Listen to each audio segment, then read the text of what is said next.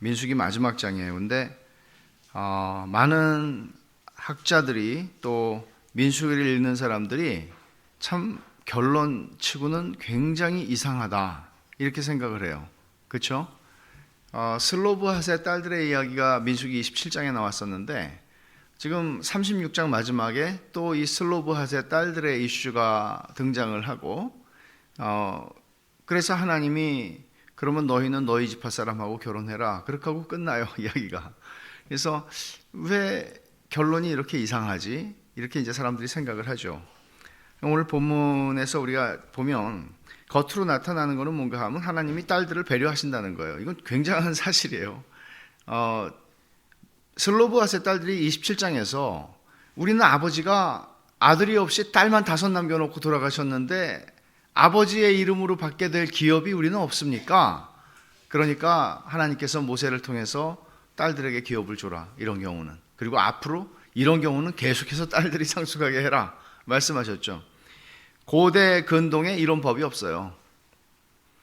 그러니까 이게 어떤 연고로, 그것도 재미있는 문화에 대한 연구가 될 텐데, 보면 우리나라만 그런 어떤 가부장적이고 남존 여비 같은 것들이 우리나라에만 고유한 것이 아니라 보면은 전 세계적으로 특히 고대로 올라갈수록 그런 게 굉장히 많은 것 같아요.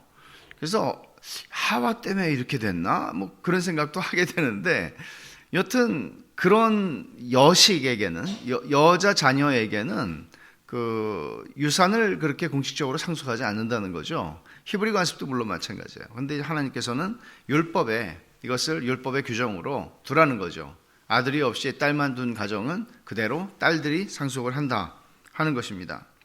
그게 민수기 27장의 얘기죠. 그게. 그러니까 딸들에 대해서 하나님이 배려하시는 얘기고, 또 여기 그 딸들, 슬로브핫의 딸들, 그것도 그냥 슬로브핫의 딸들이 아니에요. 사실 우리가 여기 11절에 보면 그 5 여인들의 이름이 다 기록이 되어 있습니다.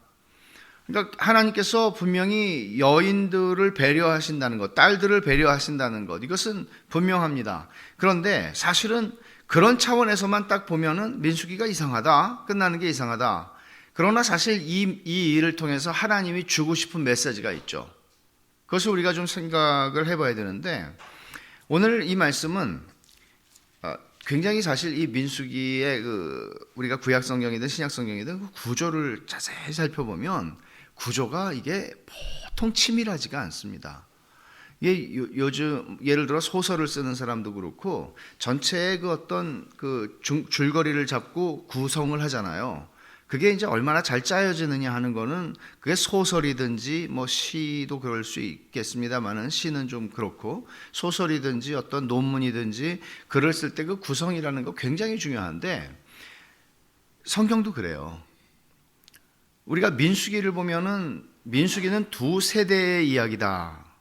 굉장히 중요한 겁니다. 여러분 이제 좀 복습 겸, 민수기에는 출애굽 1세대의 이야기와 2세대의 이야기가 있습니다.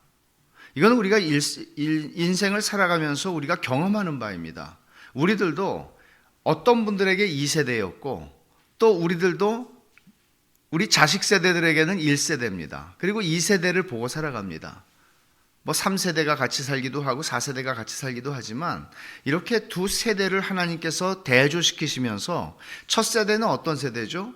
그들은 하나님을 신뢰하지 않았고, 그렇기 때문에 늘 불평과 원망을 쏟아냈고 불순종했고, 그래서 결국은 광야에서 다 죽은 사람들입니다.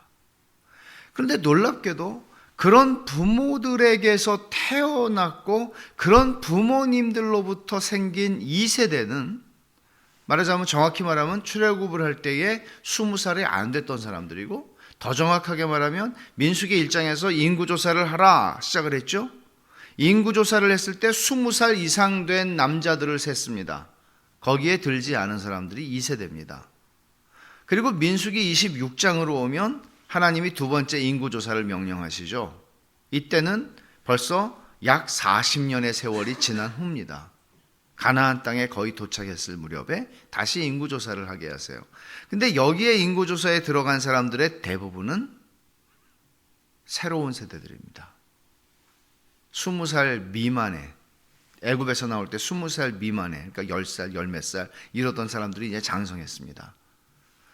그러면 이 두 세대의 이야기가 민수기 1장에 시작되는 그 인구조사, 그리고 두 번째 인구조사인 26장에 기록이 되어 있는데, 이 두 번째 세대는 경건하고 하나님을 신뢰하고 그리고 순종하는 세대였다는 것을 대조시켜서 보여줍니다. 그런데 26장이 두 번째 세대가 시작되는 것을 알리는 인구조사인데, 26장의 인구조사가 끝나고 나서 바로 27장이 시작할 때 어떤 이야기가 나오나 하면 슬로브핫이라는 사람의 딸들의 이야기가 나옵니다.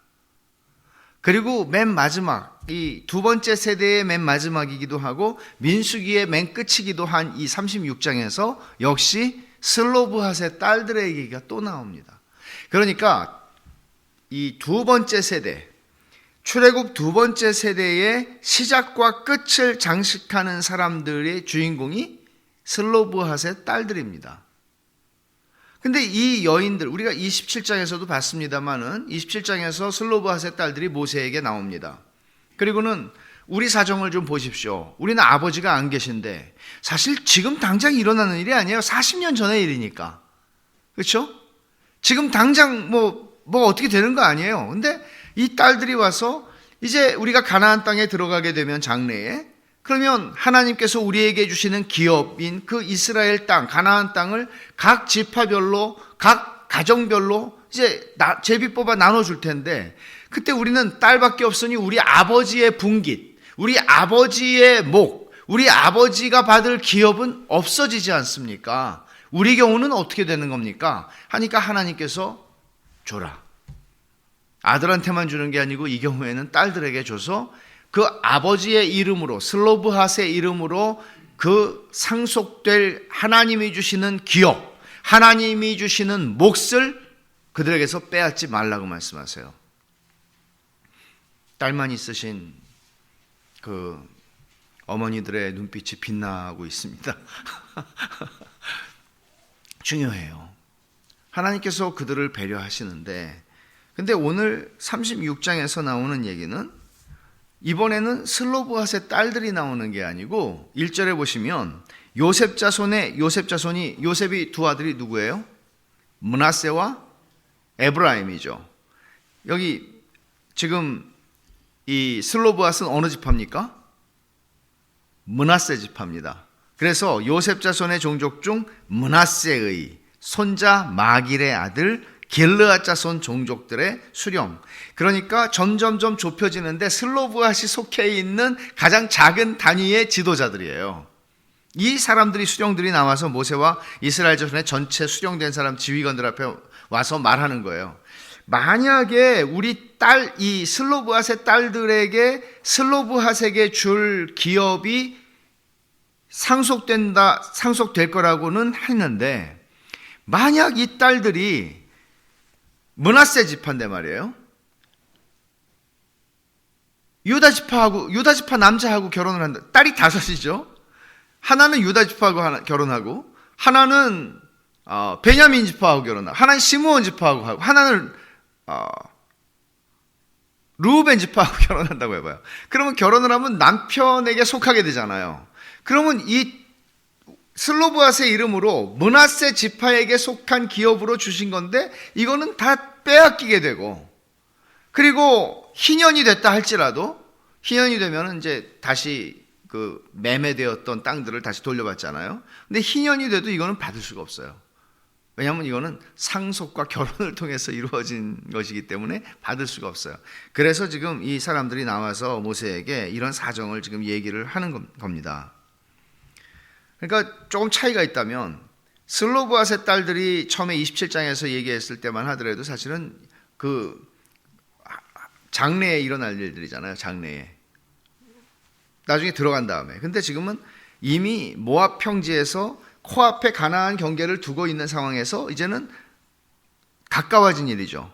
그러나 실제로는 지금 여기 길르앗이라고 나오죠. 1절에 길르앗 자손 종족들의 수령. 길르앗이라고 하는 건 사람 이름인데요. 여기서는 실제로는 요단강을 건너서 요단강 서편으로 들어와서 가나안 땅을 차지하게 되는데, 하나님께서 요단강 동편의 땅들을 얻게 하셨죠. 그래서 거기에 어느 지파, 세 지파가 들어가죠. 정확히 말하면 두 지파와 반 지파인데 루벤 지파와 갓 지파와 므낫세 지파는 반은 요단강 서쪽으로 왔고 반은 요단강 동쪽에 머무릅니다. 근데 길르앗이라고 하는 지명이 된 곳은 요단강 서쪽에 있는 산지예요. 그러니까 므낫세, 지금 여기 슬로브앗의 딸들은 이미 땅을 이쪽에서 받은 겁니다. 사실은 현실적인 문제라는 거죠. 이 딸들이 결혼을 누구와 하느냐에 따라서 자기들이 므낫세 지파에게 주신 기업이 잃어버려진다는 거죠. 그러니까 이런 문제들을 우리가 지금 살펴보면은 여러분, 이게 왜 중요하죠? 부동산에 관심을 가지라는 얘기인가요? 그런 얘기는 아니죠. 구약 성경에서 기업이라고 얘기할 때 그거는 사실은 하나님께서 우리에게 주시는 복의 본질입니다. 우리 식으로 말하면 우리 주님께서 마태복음 25장에 너희 의인들에게 말씀하시죠. 심판 보좌에서 의인들아 나와서 창세로부터 너희를 위하여 예비된 뭐를 상속받으라? 하나님의 나라를 상속받으라. 그것은 우리 편에서 볼 때 그것은 우리의 구원이 완성되는 것이고 하나님께서 우리에게 베푸시는 온갖 모든 구원의 아름다움과 복락과 모든 것들을 포괄하는 것이죠. 기업은 이런 의미에서 이들에게 굉장히 중요한 것입니다. 그러니까 슬로브앗의 딸들이 처음에 민수기 27장에서 기업, 우리 아버지가 받을 기업을 우리에게도 주셔야 되지 않습니까? 라고 얘기할 때 그것은 단순히 슬로브앗의 딸들이 탐심에 눈이 멀어서 어떻게 하든지 이기적이고 자기중심적인 이 여인들이 자기들이 아버지 땅을 뺏기지 않으려고 하는 그런 심사로 나왔다고 얘기하는 게 아니라 그녀들이 장래에 얻을 기업을, 하나님이 약속한 기업을 바라봤다는 거예요. 이거는 두 번째 세대의 특징이에요. 민수기가 보여주는. 첫 번째 세대는 약속을 바라보지 않았습니다. 하나님의 약속보다는 지금 당장 내가 먹고 마시는 내 현실의 문제에 만족하는 게 그들에게는 언제나 중요했습니다. 약속은 장래에 속한 것이고 자기들은 지금 당장 편안함을 추구했습니다. 하나님이 주시는 기업인 가나안 땅을 바라보기보다는 그들에게는 애굽이 더 멋있어 보였습니다. 이게 그들의 부모 세대들이었습니다. 그런데 두 번째 세대의 처음과 끝을 차지하는 이 슬로브앗의 딸들의 이야기는 그녀들은 하나님께서 자기들에게 약속하신 그 기업을 놓치기를 원치 않았습니다. 말하자면 그들이 광야에서 살아가는 삶 속에서 그들의 초점을, 그들의 시선을 차지한 것은 하나님의 약속이었고 하나님이 약속한 기업이었습니다. 이걸 강조하는 거죠. 그런 의미에서 27장과 36장은 만나요. 그리고 이게 두 번째 세대가 가지는 믿음의 특징이었다고 얘기하는 거예요.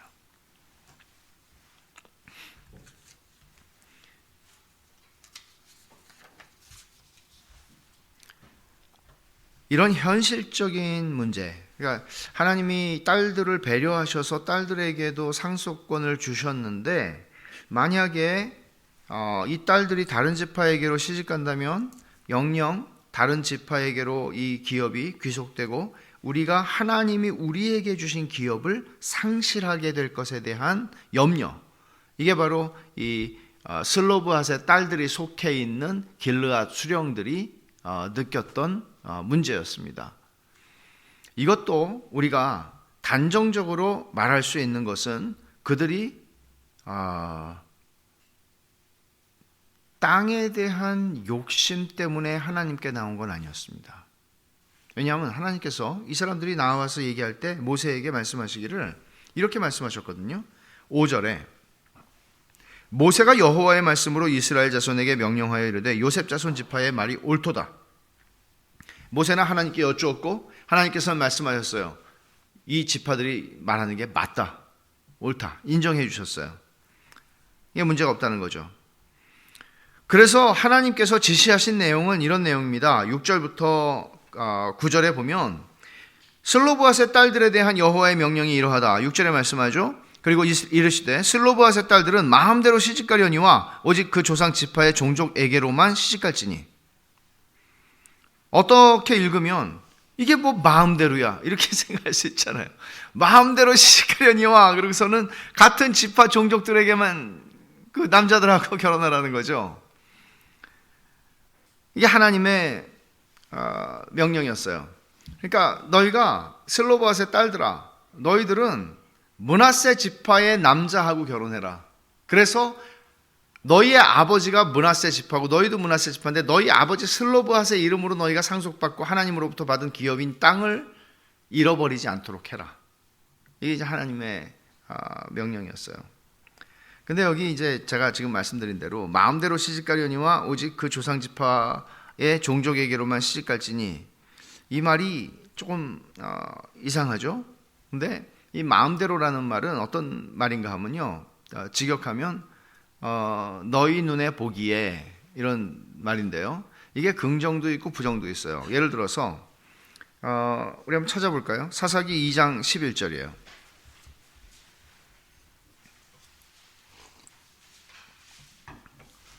사사기 2장 11절.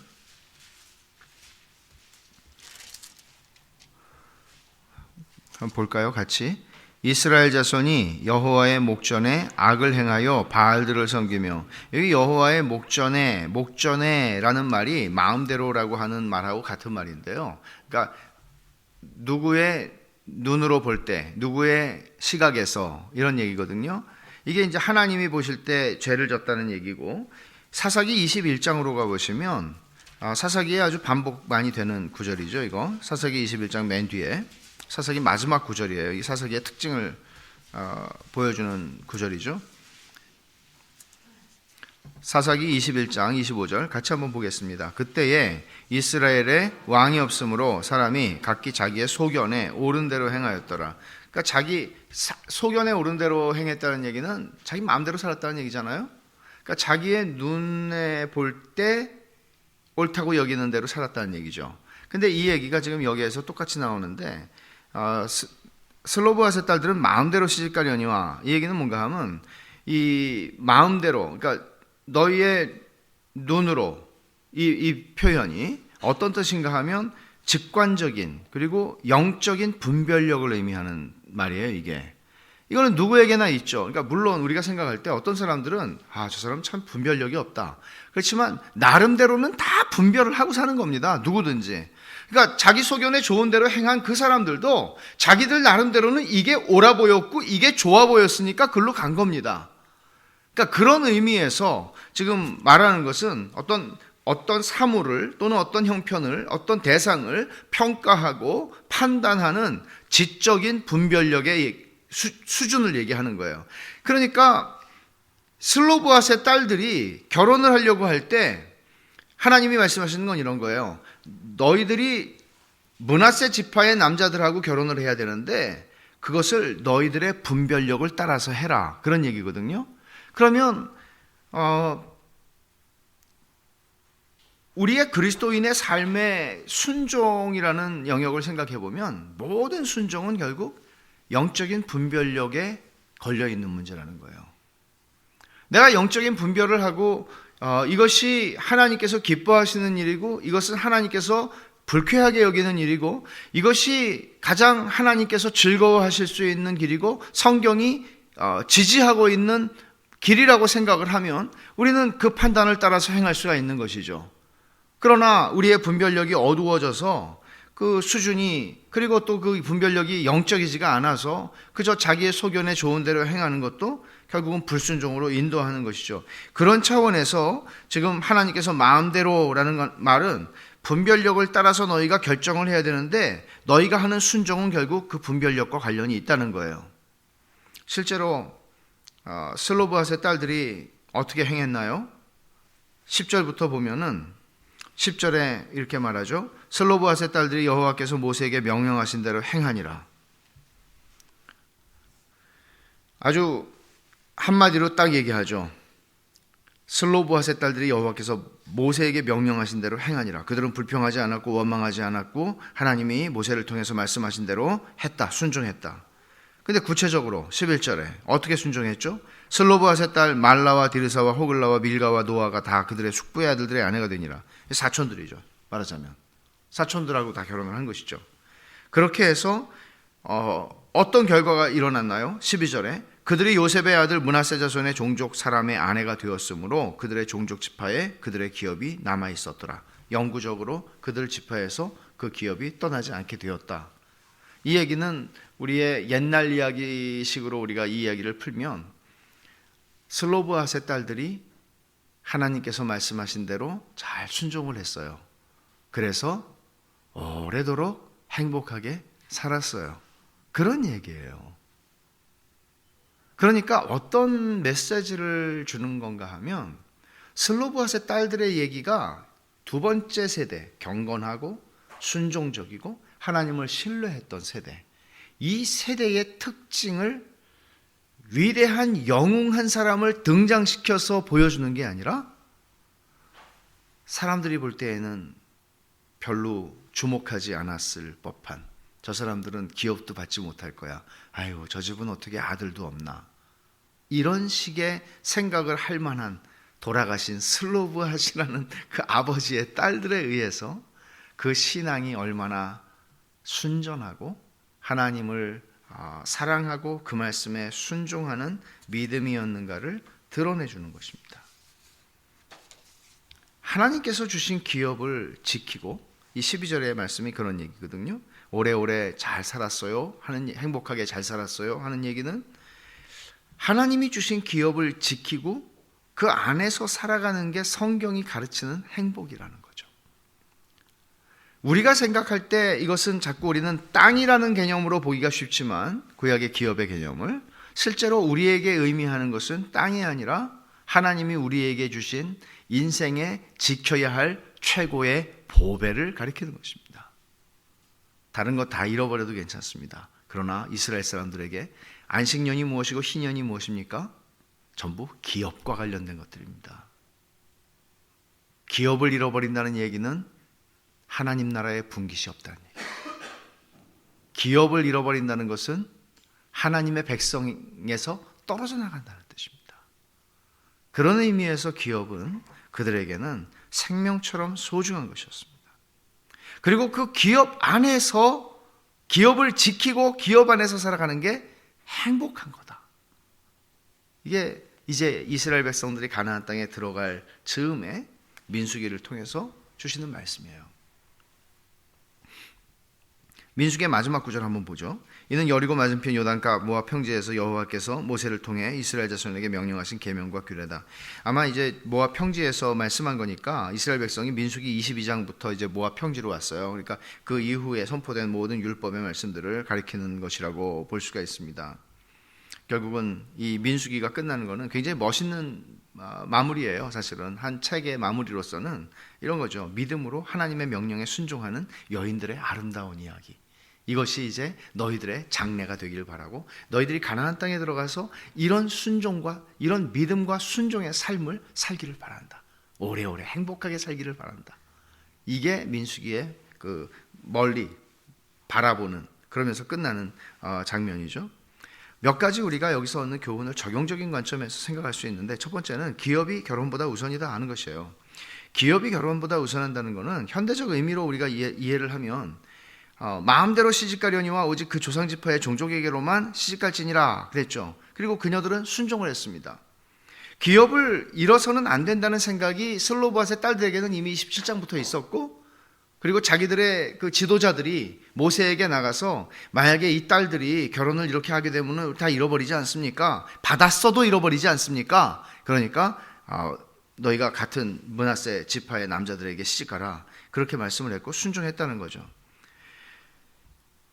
결국 믿음의 가치를 지키는 게 결혼보다 중요하다, 그런 말씀을 하는 거예요. 이게 사도 베드로가 베드로후서 1장을 쓰면서 그는 이런 표현을 썼거든요. 보배로운 구주 예수 그리스도의 의를 힘입어 동일하게 보배로운 믿음을 우리와 함께 받은 자들, 보배로운 믿음이라고 썼는데 그거는 그냥 믿음을 형용하기 위한 것이라기보다는 베드로에게 있어서 자신의 인생에서 지킬 수 있는 최고의 보물이 믿음이라는 거거든요. 그래서 여러분 잘 아시다시피 바울 사도가 자기의 유언과 같은 디모데후서를 쓰면서 디모데에게 이런 말 하잖아요. 디모데후서 4장 8절에서 내가 달려갈 길을 다 마치고 믿음의 싸움을 싸웠다. 믿음을 지켰다 그러죠. 선한 싸움을 싸우고 믿음을 지켰다. 왜 허구많은 것 중에서 바울은 믿음을 지켰다고 얘기할까요? 이거는 구약적 개념으로 보면 기업을 지켰다는 개념이거든요. 기업을. 믿음을 지켰다. 슬로브핫의 딸들이 기업을 지켰어요. 근데 바울은 내가 믿음을 지켰다.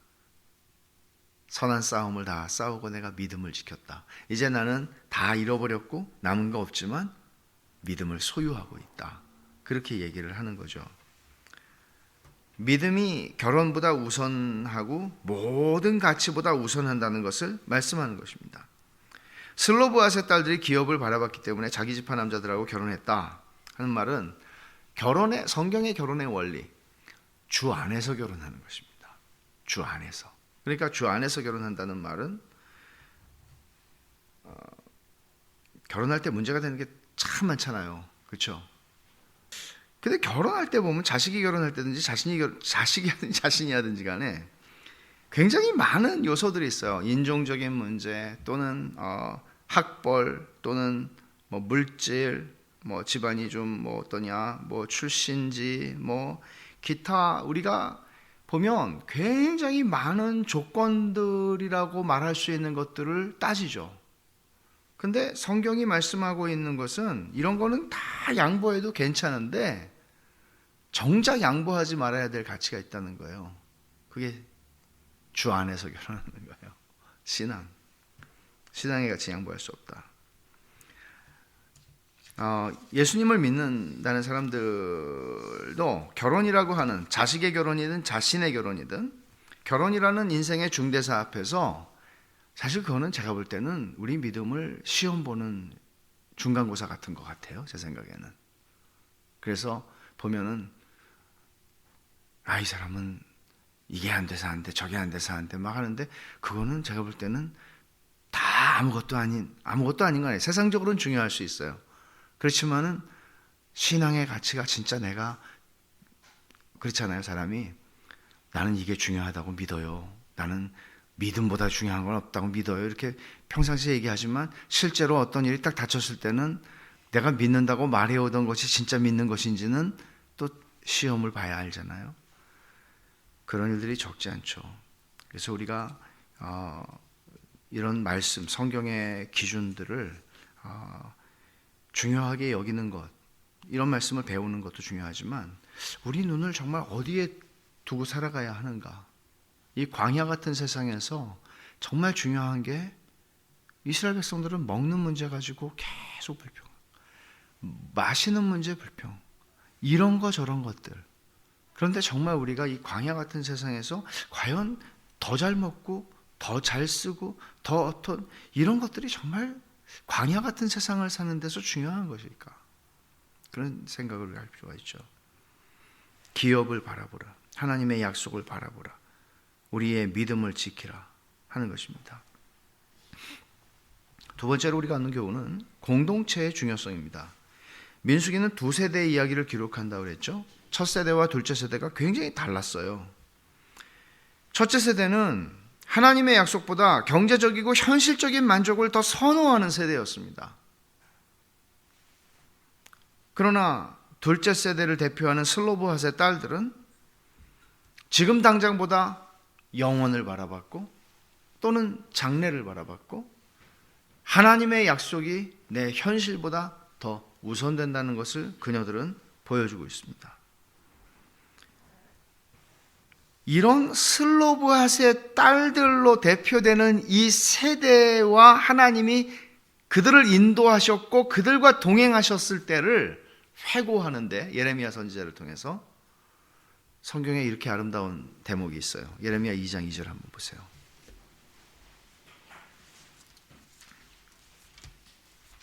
저는 이 말씀이 그런 말씀이라고 생각을 하고 읽었던 적이 없어요. 예레미야를 많이 읽었지만 근데 언젠가 조나단 에드워즈의 구속사라고 하는 책을 보는데 이 구절을 그렇게 해석을 하는데 이게 정말 맞는 건가? 예레미야 2장 2절 말씀이에요. 참 놀라운 말씀이죠. 같이 한번 읽어보겠습니다. 가서 예루살렘의 귀에 외칠지니라. 여호와께서 이와 같이 말씀하시기를 내가 너를 위하여 내 청년의 때의 인애와 내 신혼 때의 사랑을 기억하노니 곧 씨 뿌리지 못하는 땅 그 광야에서 나를 따랐음이니라. 이게 민수기 27장부터 36장의 얘기라는 걸 아세요? 하나님이 그러세요. 야, 우리 신혼의 때였지 그때. 그때 너희들은 광야에 있었어. 근데 우린 참 좋았지. 내 청년 때의 인애와 이 인애는 하나님을 닮은 성품이에요. 그리고 내 신혼 때의 사랑, 내가 그걸 기억한다. 씨 뿌리지 못하는 땅, 어디예요? 광야. 광야에서 너희가 나를 따랐다. 하나님이 이 사람들하고 이 두 번째 세대와 광야에서 같이 지냈던 때를 신혼 때라고 말씀하세요. 그렇게 왜 그랬어요? 이스라엘의 역사를 우리가 성경을 통해서 쭉 보면 가나안 땅에 들어갔죠. 그리고 들어가서 사사시대를 지내게 되고 또 왕정시대를 지내게 되고 결국에는 북왕국과 남왕국 나뉘어지고 북왕국은 아수르에게 남왕국은 유다 바벨론에게 멸망을 당하죠. 이 역사를 쭉 보면 구약의 역사, 구약의 이스라엘의 역사 속에서 가장 그 믿음이 빛나는 최고로 영광스럽고 가장 위대한 세대가 여기에 있는 이 슬로브핫의 딸들의 세대예요. 이후에는 사실 기업을 지키는 것보다는 타협하면서 살았습니다. 그러다가 결국은 기업을 아수르와 바벨론이라고 하는 이방 제국에게 다 빼앗기게 되고 벌거벗기고 포로로 잡혀가게 되죠. 이스라엘 역사의 최고로 믿음이 빛났던 세대, 그 세대를 설명하면서 하나님은 여자 5명을 등장시키세요. 그리고 그들이 하나님이 주시는 약속하신 기업을 얼마나 소중히 여겼고 그것을 바라보았는가. 민수기를 마무리하기에는 더없이 좋은 결론입니다. 왜냐하면 민수기의 히브리어 제목은 광야에서죠. 광야에서 어떻게 살까? 광야에서 하나님의 백성은 어떻게 살까? 그것은 하나님의 약속을 바라보고 사는 것이다 하는 거죠. 이런 이 역사 속에 한 거룩한 세대가 있었다는 것이고, 그렇다면 이런 질문을 하게 되잖아요. 제가 지금 공동체에 대한 교훈을 우리가 얻는다고 얘기를 했는데 이 거룩한 세대가 과연 그 부모들하고 뭐가 달라요? 종자가 달라요? 그럴 수는 없죠. 그 부모들의 종자니까 그럴 수는 없죠. 그 이후의 세대하고 뭐가 달라요? 사람이 죄인인 것은 다 똑같은데 뭐가 달라요? 무슨 차이가 있어요? 적어도 우리가 본문에서 주목하는 한 가지 사실이 있습니다. 그것은 1절에서 우리가 본 바 요셉 자손의 종족 중 므낫세의 손자 마길의 아들 길르앗 자손 종족들의 수령들이 나와 지금 슬로브핫의 딸들이 또 와가지고 우리가 지금 기업을 잃어버리면 어떻게 해요? 결혼을 하게 이렇게 말한 거 아니죠. 슬로브핫의 딸들이 모세한테 온 게 아니고 슬로브핫의 딸들이 속해 있던 지파의 어른들이, 이 사람들이 경건한 어른들입니다. 이 사람들이 슬로브핫의 딸들이 기업을 잃어버리지 않도록 그녀들을 대변하고 그녀들을 보호하고 그녀들이 믿음을 지키고 살아갈 수 있도록 권면하고 하는 그들이 속한 그 공동체의 경건한 어른들입니다. 용감한 사람들입니다. 그런 믿음의 공동체가 있고 믿음의 지도자들이 있을 때 믿음의 사람들은 견고해집니다. 우리는 홀로 서지 못합니다. 우리는 교회의 아들과 딸들입니다.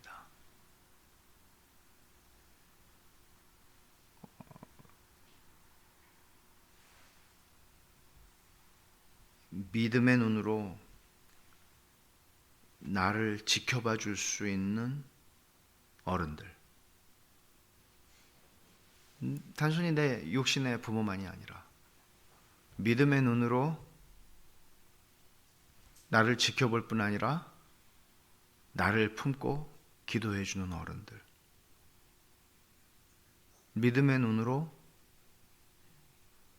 나를 대변해 줄 수 있는, 나를 보호해 주는 어른들. 좋은 공동체죠.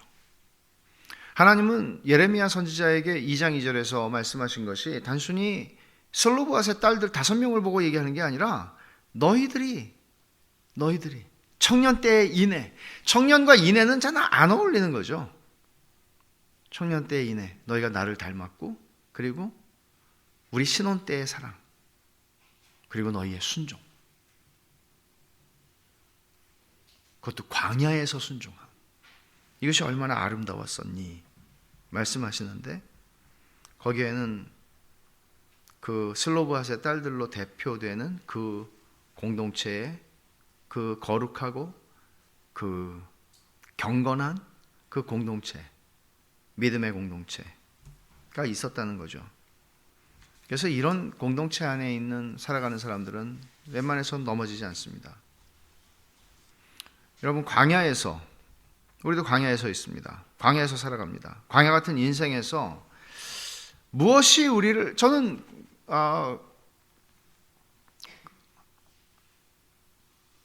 저 자신은 안 그럴 것 같아요. 저 자신은 좀 내려놨습니다. 제가 옛날엔 좀 그랬지만, 근데 제 자식들의 세대, 우리 다음 세대는 거룩한 세대가, 우리 역사 속에서 거룩한 세대가 되는 걸 한번 봤으면 좋겠습니다.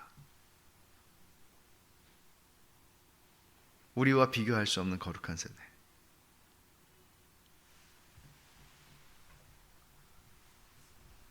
그러기 위해서 우리가 하는 것은 광야 같은 인생에서 외롭게 홀로, 힘겹게 홀로 서기를 하고 있는 우리의 자녀들의 세대, 젊은 세대들에게 우리가 줄 수 있는 것은 믿음의 공동체를 세워서 주는 것입니다. 믿음의 공동체를 세우는 것입니다. 아무도 신앙생활하면서 혼자서 자기 믿음을 지킬 수 있는 사람은 없습니다. 하나님 그걸 아시기 때문에 교회로 우리를 부르시는 것입니다. 말씀에 정초한 든든한 교회. 형제를 위하여 자기를 내어줄 수 있는 서로 사랑이 있는 공동체. 성경 전체가 우리에게 가르치고 있는 그런 교회 안에서 단순히 말씀과 기도로 양육한다가 아니라 그런 환경으로서의, 우리의 울타리로서의 거룩한 교회가 우리에게는 필요하고, 또 우리의 자녀들의 세대에 우리가 줄 수 있는 최고의 선물일 것입니다. 그것은 우리 은행 잔고에 있는 어마어마한 돈이 아니라, 우리가 줄 수 있는 어떤 다른 것이 아니라, 인류 역사 속에서 우리가 할 수 있는 최고의 선물은 교회입니다.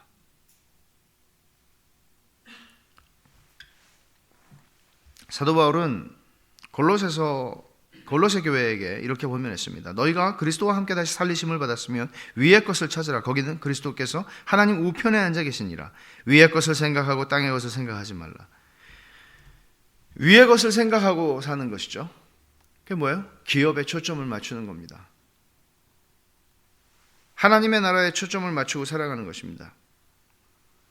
그 소망이, 슬로보앗의 딸들에게는 그 소망이 자기들의 현재를 지배하고 있었습니다.